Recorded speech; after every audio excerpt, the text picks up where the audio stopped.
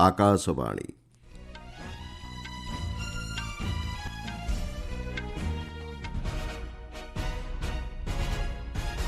संवाद पढ़ुछंती मलय रंजन मिश्र। मुख्य संवाद भारतीय संविधान समयर परीक्षार श्रेष्ठत्व प्रतिपादन करने सहित देश को शक्तिशाली एवं एकजुट कर कहले जस्टिस बी.आर. गभाई। मुर्शिदाबाद जिले में घटिथिबा हिंसाकांड घटनार तदंत पई कोर्ट को तत्वावधान में स्वतंत्र तदंतकारी दल गठन करने को सुप्रीमकोर्ट रे पिटिशन दाखल। लक्ष्नौर लोकबंधु हस्पिटाल रे गतकाली घटिथिबा अग्निकांड रे चिकित्साधीन रोगी सुरक्षित भाव स्थानांतरित। तेहरानर परमाणु कार्यक्रम को नहीं अमेरिका और ईरान मध्य द्वितीय पर्याय आलोचना संपर्क में सूचना देले इटालीर वैदेशिक मंत्री। एवं आईपीएल क्रिकेटर गतकालीर मैच रे चेन्नई सुपर किंग्स 5 विकेट्रे विजयी। सुप्रीमकोर्टर विचारपति जस्टिस बी.आर. गभाई कहते समयर परीक्षार भारतीय संविधान निजर श्रेष्ठत्व प्रतिपादन करने सहित देश को शक्तिशाली स्थिर एवं एकजुट कर नूआदिल्ली में गतकाली डॉक्टर आंबेडकर आंतर्जातिक केन्द्रठार आयोजित प्रथम डॉक्टर आंबेडकर स्मारकी वक्तृतामाला जोगदे जस्टिस गभाई यह कहते विगत वर्षगुड़िकर देश विभिन्न बाह्य आक्रमण और आभ्यंतरीण विशृंखलार सम्मुखीन होता तथापि देशवासी एकजुट हो रही एवं यह स्थिर और शक्तिशाली थिला। सामाजिक परिवर्तन को दृष्टि रखी संविधान को विभिन्न समय संशोधन करा जाइछि बोली से कहिसेंति। पश्चिमबंगर मुर्शिदाबाद जिले में घटिथिबा हिंसाकांड घटनार तदंत पई कोर्ट को तत्वावधान में एक स्वतंत्र तदंतकारी दल गठन करने को सुप्रीमकोर्ट रे एक पिटिशन दाखल होईछि। आवेदनकारी वाकफ संशोधन आईन को विरोध कर चलिथिबा आंदोलन काहींकि आईन श्रृंखला परिस्थिति सृष्टि कला एहार तदंत पई प्रार्थना करिसेंति। अन्य पक्षरे सीमा सुरक्षा बल बीएसएफ रो पूर्व कमांड अतिरिक्त महानिर्देशक रवि गांधी गतकाली मुर्शिदाबाद शमशेरगंज अंचल गस्त करथिले। से पश्चिमबंग पुलिस महानिर्देशक राजीव कुमार एवं अन्य वरिष्ठ पुलिस अधिकारी परिस्थितिर समीक्षा करिसेंति।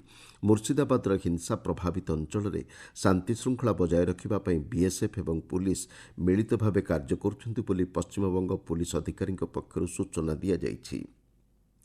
हिंसा प्रभावित अंचल में बहु लोक मालदा जिलार वैष्णवनगर रिलीफ कैंपर अवस्थान करुछंती। केन्द्र शिक्षा राष्ट्रमंत्री तथा बीजेपी राज्य सभापति डॉक्टर सुकांत मजुमदार रिलीफ कैंपर लोकों को भेटी परिस्थितिर समीक्षा करिसेंति। मुर्शिदाबाद सांप्रतिक स्थिति पर से राज्य सरकार को दायी करिसेंति। से कहिसेंति हिंसा प्रभावित अंचल में बीएसएफ मुतयन अवधि वृद्धि करने को बीजेपी कोलकाता हाइकोर्ट आवेदन करिबो। गत सप्ताह मुर्शिदाबाद जिलार शमशेरगंज सुत्ती जंगीपुर आदि अंचल में वाकफ संशोधन आईन को विरोध कर विक्षोभ प्रदर्शन करा जायतिला। परे यह हिंसात्मक कार्यकलाप परिवर्तित होइतिला। एही घटनार पुलिस एपर्यंत 200 जन को गिरफ्त करिछि। पश्चिमबंगर दक्षिण 24 परगना जिलार भांगेरठारे मध्य गतकाली एही आईन को विरोध करा जायछि। पुलिस कर्मचारी उपर आक्रमण करा जिबा सह बहु गाड़ी क्षतिग्रस्त होइछि। मुर्शिदाबाद घटनार हस्तक्षेप करने को बीजेपी पश्चिमबंग राज्यपाल सीवी आनंद बोस को अनुरोध करिछि। दलर राज्य सभापति श्री मजुमदार राज्यपाल उद्देश्य एक चिठी लिखि घटना संपर्क में विस्तृत विवरणी उल्लेख करने सह तुरंत निर्णायक कार्यानुष्ठान ग्रहण करने को अनुरोध करिसेंति। लक्ष्नौर लोकबंधु हस्पिटाल द्वितीय महलार गतकाली अग्निकांड घटिथिला। गुरुतर रोगी समेत 200 अधिक चिकित्साधीन रोगी को सुरक्षित भाव डाक्तखाना स्थानांतर करा जायछि। मुख्यमंत्री योगी आदित्यनाथ घटना को गुरुत्व दे प्रभावित रोगी को तुरंत चिकित्सा सुविधा जोगाई देबाकु संपृक्त अधिकारी को निर्देश दैछन्ति। उपमुख्यमंत्री ब्रजेश पाठक गतकाली विलंबित राति घटनास्थल में पहुंची हस्पिटाल कर्मचारी और जरूरीकालीन सेवा को प्रशंसा करिसेंति। से कहिसेंति द्वितीय महलार अग्निकांड घटिथिला तेबे तुरंत पदक्षेप जोगु एते परिमाणर रोगी की सुरक्षित बाहर को अणाଯାଇ पारिछि। उत्तर प्रदेश स्वास्थ्य विभाग प्रमुख शासन सचिव पार्थसारथी सेन शर्मा कहिसेंति एही घटनार केही मृताहत होई नाहंती। सुरक्षित भाव समस्त रोगी को अन्य डाक्तखाना को स्थानांतर करा जायछि। चिकित्सालयर मुख्य चिकित्सा अधीक्षक डाक्तर अजय शंकर त्रिपाठी कहिसेंति प्राथमिक आकलन अनुसार सर्ट सर्किट कारणरू एही अग्निकांड घटिथाई पारे तेबे एहार विस्तृत तदंत करा जाउछि बोली से सूचना दैछन्ति। आपण माने संवाद शुणुछन्ति आकाशवाणी। ତେହେରାନର ପରମାଣୁ କାର୍ଯ୍ୟକ୍ରମକୁ ନେଇ ଆମେରିକା ଓ ଇରାନ ମଧ୍ୟରେ ଦ୍ୱିତୀୟ ପର୍ଯ୍ୟାୟ ଆଲୋଚନା ଆସନ୍ତା ଶନିବାର ଦିନ ରୋମ୍ଠାରେ ଅନୁଷ୍ଠିତ ହେବାର ଆଶା କରାଯାଉଛି। ଇଟାଲୀର ବୈଦେଶିକ ମନ୍ତ୍ରୀ ଆଣ୍ଟୋନିଓ ତାଜାନି ଏ ସମ୍ପର୍କରେ ସୂଚନା ଦେଇ କହିଛନ୍ତି, ଆଲୋଚନାକାରୀ ପକ୍ଷ ଏବଂ ମଧ୍ୟସ୍ଥି ଭାବରେ କାର୍ଯ୍ୟ କରୁଥିବା ଓମାନର ଅନୁରୋଧ ପରେ ରୋମ୍ ଏହି ବୈଠକ ଆୟୋଜନ କରିବାକୁ ସମ୍ମତି ପ୍ରଦାନ କରିଛି। ଜାପାନ ଗସ୍ତ ଅବସରରେ ତାଜାନି ଏହି ସୂଚନା ଦେଇଛନ୍ତି। ସେ କହିଛନ୍ତି, ପରମାଣୁ ସମସ୍ୟାର ସମାଧାନ ଏବଂ ଶାନ୍ତିକୁ ପ୍ରୋତ୍ସାହନ ପ୍ରଦାନ କରିବାରେ ନିଆଯିବାକୁ ଥିବା ପଦକ୍ଷେପକୁ ଇଟାଲୀ ସରକାର ସମସ୍ତ ପ୍ରକାର ସହଯୋଗ ପ୍ରଦାନ କରିବାକୁ ପ୍ରସ୍ତୁତ ଅଛନ୍ତି। ତେବେ ଇରାନ କିମ୍ବା ଆମେରିକା ପକ୍ଷରୁ ଏନେଇ କୌଣସି ଆନୁଷ୍ଠାନିକ ଘୋଷଣା କରାଯାଇ ନାହିଁ। ଗତ 12 ତାରିଖରେ ଓମାନରେ ଆମେରିକା ଓ ଇରାନ ଅଧିକାରୀଙ୍କ ମଧ୍ୟରେ ପ୍ରଥମ ପର୍ଯ୍ୟାୟ ପରୋକ୍ଷ ଆଲୋଚନା ହୋଇଥିଲା। ଉଭୟ ପକ୍ଷଙ୍କ ମଧ୍ୟରେ ସକାରାତ୍ମକ ଏବଂ ଗଠନମୂଳକ ଆଲୋଚନା ହୋଇଥିବା ନେଇ ସୂଚନା ପ୍ରଦାନ କରାଯାଇଥିଲା। ଅନ୍ୟପକ୍ଷରେ ଆମେରିକା ସହ ପରମାଣୁ ଆଲୋଚନା କରିବା ପୂର୍ବରୁ ଇରାନର ବୈଦେଶିକ ମନ୍ତ୍ରୀ ଆବାସ ଅରଘାଚି ଚଳିତ ସପ୍ତାହରେ ରୁଷ ଗସ୍ତରେ ଯିବାର କାର୍ଯ୍ୟସୂଚୀ ରହିଛି। ଇରାନର ବୈଦେଶିକ ବ୍ୟାପାର ମନ୍ତ୍ରଣାଳୟ ଏ ସମ୍ପର୍କରେ ସୂଚନା ଦେଇ କହିଛି, ଶ୍ରୀ ଅରାଘଚି ମସ୍କୋଠାରେ ତାଙ୍କ ରୁଷୀୟ ପ୍ରତିପକ୍ଷ ସର୍ଗେଇ ଲାଭରୋଭଙ୍କ ସହ ଏ ନେଇ ଆଲୋଚନା କରିବେ।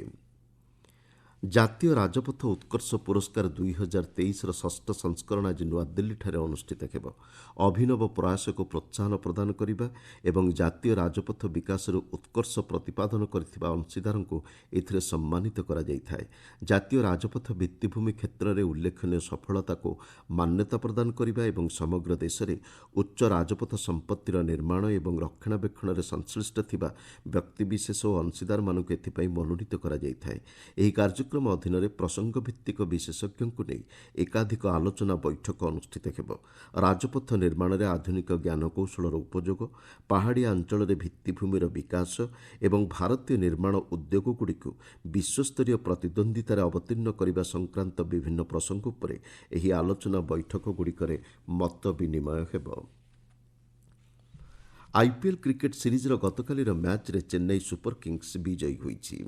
ଏପର୍ଯ୍ୟନ୍ତ ଖେଳିଥିବା 7ଟି ମ୍ୟାଚ୍ ମଧ୍ୟରୁ ଚେନ୍ନାଇ କ୍ରମାଗତ 5ଟି ମ୍ୟାଚ୍ରେ ହାରିବା ପରେ ଗତକାଲି ବିଜୟ ହାସଲ କରିଛି। ଲକ୍ଷ୍ନୌର ଏକନା ଷ୍ଟାଡିୟମ୍ରେ ଖେଳାଯାଇଥିବା ଏହି ମ୍ୟାଚ୍ରେ ଚେନ୍ନାଇ 5 ୱିକେଟ୍ରେ ଲକ୍ଷ୍ନୌ ସୁପର ଜାୟାଣ୍ଟସ୍କୁ ହରାଇ ଦେଇଛି। ଟସ୍ ଜିତି ଚେନ୍ନାଇ ଲକ୍ଷ୍ନୌକୁ ବ୍ୟାଟିଂ କରିବାକୁ ଆମନ୍ତ୍ରଣ କରିଥିଲା। ନିର୍ଦ୍ଧାରିତ 20 ଓଭରରେ ଲକ୍ଷ୍ନୌ 7 ୱିକେଟ୍ ବିନିମୟରେ 166 ରନ୍ ସଂଗ୍ରହ କରିଥିଲା। ଦଳ ପକ୍ଷରୁ ରିଷଭ ପନ୍ଥ ସର୍ବାଧିକ 63 ରନ୍ ସଂଗ୍ରହ କରିଥିଲେ। 167 ରନ୍ର ବିଜୟ ଲକ୍ଷ୍ୟକୁ ଚେନ୍ନାଇ 19 ଓଭର 3ଟି ବଲ୍ରେ 5 ୱିକେଟ୍ ବିନିମୟରେ ହାସଲ କରିପାରିଥିଲା। ଦଳ ପକ୍ଷରୁ ଶିଭମ୍ ଦୁବେ 43 ରନ୍ ଏବଂ ଅଧିନାୟକ ମହେନ୍ଦ୍ର ସିଂ ଧୋନି 11ଟି ବଲ୍ରୁ 26 ରନ୍ ସଂଗ୍ରହ କରିଥିଲେ। ଧୋନିଙ୍କୁ ପ୍ଲେୟାର ଅଫ୍ ଦି ମ୍ୟାଚ୍ ବିବେଚିତ କରାଯାଇଛି। ଆଜି ପଞ୍ଜାବ କିଙ୍ଗ୍ସ ଏବଂ କୋଲକାତା ନାଇଟ୍ ରାଇଡର୍ସ ମଧ୍ୟରେ ମ୍ୟାଚ୍ ଖେଳାଯିବ। ଚଣ୍ଡିଗଡ଼ଠାରେ ଏହି ମ୍ୟାଚ୍ ସନ୍ଧ୍ୟା 7:30ଟାରେ ଆରମ୍ଭ ହେବ। ପଞ୍ଚଦଶ ହକି ଇଣ୍ଡିଆ ପୁରୁଷ ସିନିୟର ଜାତୀୟ ଚାମ୍ପିୟନ୍ସିପ୍ 2025 ପ୍ରତିଯୋଗିତାର ଟାଇଟଲ୍ ହାସଲ ପାଇଁ ଆଜି ମଧ୍ୟପ୍ରଦେଶ ଏବଂ ପଞ୍ଜାବ ମଧ୍ୟରେ ମୁକାବିଲା ହେବ। ଉତ୍ତରପ୍ରଦେଶର ଝାନ୍ସିଠାରେ ସନ୍ଧ୍ୟା 7ଟାରେ ଏହି ମ୍ୟାଚ୍ ଖେଳାଯିବ। ତୃତୀୟ ଏବଂ ଚତୁର୍ଥ ସ୍ଥାନ ପାଇଁ ଉତ୍ତରପ୍ରଦେଶ ଓ ମଣିପୁର ମଧ୍ୟରେ ଅପରାହ୍ନ 5ଟାରେ ମ୍ୟାଚ୍ ଖେଳାଯିବ। ଗତ ରବିବାର ଦିନ ଅନୁଷ୍ଠିତ ସେମିଫାଇନାଲ୍ରେ ମଧ୍ୟପ୍ରଦେଶ 5-3 ଗୋଲ୍ରେ ମଣିପୁରକୁ ପରାସ୍ତ କରି ଫାଇନାଲ୍ରେ ପହଞ୍ଚିଛି। ଦ୍ୱିତୀୟ ସେମିଫାଇନାଲ୍ରେ ଉତ୍ତରପ୍ରଦେଶକୁ 4-3 ଗୋଲ୍ରେ ପଞ୍ଜାବ ପରାସ୍ତ କରିଥିଲା। ରାଜସ୍ଥାନ ଏବଂ ଗୁଜରାଟରେ ଆସନ୍ତା 3 ଦିନ ପର୍ଯ୍ୟନ୍ତ ଗ୍ରୀଷ୍ମ ପ୍ରକୋପ ଜାରି ରହିବ ବୋଲି ଭାରତୀୟ ପାଣିପାଗ ବିଭାଗ ସୂଚନା ଦେଇଛି। ପଞ୍ଜାବ, ହରିୟାଣା ଏବଂ ପଶ୍ଚିମ ମଧ୍ୟପ୍ରଦେଶରେ ମଧ୍ୟ ଗ୍ରୀଷ୍ମର ପ୍ରଭାବ ଆସନ୍ତା 3 ଦିନ ପର୍ଯ୍ୟନ୍ତ ପରିଲକ୍ଷିତ ହେବ ବୋଲି ବିଭାଗ ପୂର୍ବାନୁମାନ କରିଛି। କେରଳ ଏବଂ ମାହେଠାରେ ଆଜି ପ୍ରବଳ ଗୁଳୁଗୁଳି ଅନୁଭୂତ ହେବ। ଆସନ୍ତା 24 ଘଣ୍ଟା ମଧ୍ୟରେ ଓଡ଼ିଶାର କେତେକ ଅଞ୍ଚଳରେ ମଧ୍ୟମରୁ ପ୍ରବଳ ବର୍ଷାର ସମ୍ଭାବନା ରହିଛି ବୋଲି ପାଣିପାଗ ବିଭାଗ ପୂର୍ବାନୁମାନ କରିଛି। ଉତ୍ତର ପୂର୍ବ ଏବଂ ପୂର୍ବ ଭାରତର ବିଭିନ୍ନ ଅଞ୍ଚଳରେ ଆସନ୍ତା 5 ଦିନ ପର୍ଯ୍ୟନ୍ତ ଘଡ଼ଘଡ଼ି ସହ ବର୍ଷା ଏବଂ ବଜ୍ରପାତର ସମ୍ଭାବନା ରହିଛି ବୋଲି ପାଣିପାଗ ବିଭାଗ କହିଛି। ମୁଖ୍ୟ ସମ୍ବାଦଗୁଡ଼ିକ ପୁଣିଥରେ। ଭାରତୀୟ ସମ୍ବିଧାନ ସମୟର ପରୀକ୍ଷାରେ ଶ୍ରେଷ୍ଠତ୍ୱ ପ୍ରତିପାଦନ କରିବା ସହିତ ଦେଶକୁ ଶକ୍ତିଶାଳୀ ଏବଂ ଏକଜୁଟ କରିପାରିଛି, କହିଲେ ଜଷ୍ଟିସ୍ ବିଆର୍ ଗଭାଇ। ମୁର୍ସିଦାବାଦ ଜିଲ୍ଲାରେ ଘଟିଥିବା ହିଂସାକାଣ୍ଡ ଘଟଣାର ତଦନ୍ତ ପାଇଁ କୋର୍ଟଙ୍କ ତତ୍ତ୍ୱାବଧାନରେ ସ୍ୱତନ୍ତ୍ର ତଦନ୍ତକାରୀ ଦଳ ଗଠନ କରିବାକୁ ସୁପ୍ରିମକୋର୍ଟରେ ପିଟିସନ ଦାଖଲ।